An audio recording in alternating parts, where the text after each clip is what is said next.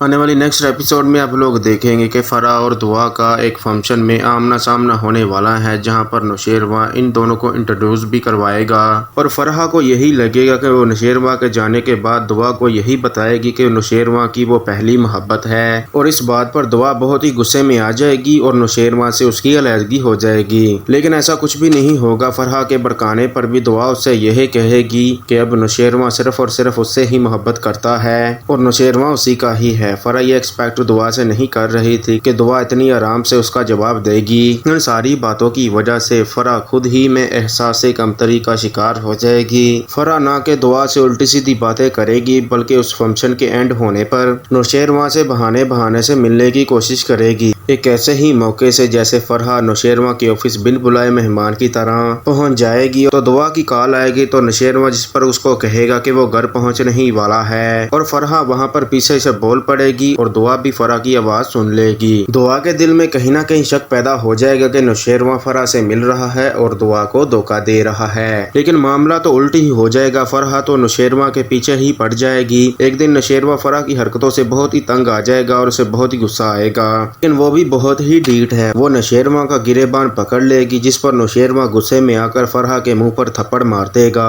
ان ساری کشمکش میں فرح کی لپسٹک نوشیروان کے کوٹ پر لگ جائے گی اور ان باتوں کی وجہ سے نوشیروان کے لیے دعا کے دل میں گلے شکوے پیدا ہونے شروع ہو جائیں گے۔ وہ نوشیروان سے تھوڑا سا فاصلہ طے کر لے گی، اگرچہ وہ نوشیروان سے بے انتہا محبت کرتی ہے، لیکن اس کا یہ مطلب نہیں کہ وہ ان ساری باتوں کو ہی اگنور کرتی جائے۔ اور اوپر سے کشمالہ اور فرح کی باتیں، جس کی وجہ سے دعا کافی پریشان ہو جائے گی۔ اگلے ایپیسوڈ میں آپ لوگ یہ بھی دیکھیں کہ اچانک سے دعا کو فضا نظر آ جائے گی۔ دعا فضا سے ملنے کے لیے باغی چلی جائے گی، وہاں پر دونوں بہنوں کی ملاقات ہوگی، لیکن اس ملاقات میں فضا دعا کو ہرگز یہ نہیں بتائے گی کہ سرفراز اس سے کیا سلوک کر رہا ہے، نہ ہی فضا دعا کو یہ بتائے گی کہ کس طرح سے اس کا بچہ دنیا میں آنے سے پہلے ہی چلا گیا اور کس طرح سے سرفراز ایک دوسری لڑکی کے ساتھ چکر چلا رہا ہے، جس کو اس کے باپ نے ہی رنگے ہاتھوں پکڑ لیا تھا۔ اور اپنی حرکتوں پر شرمندہ ہونے کے بجائے سرفراز کو تو یہی لگتا ہے اگر اس کی زندگی سے فضا چلی جائے تو اس پر بہت بڑا احسان ہوگا۔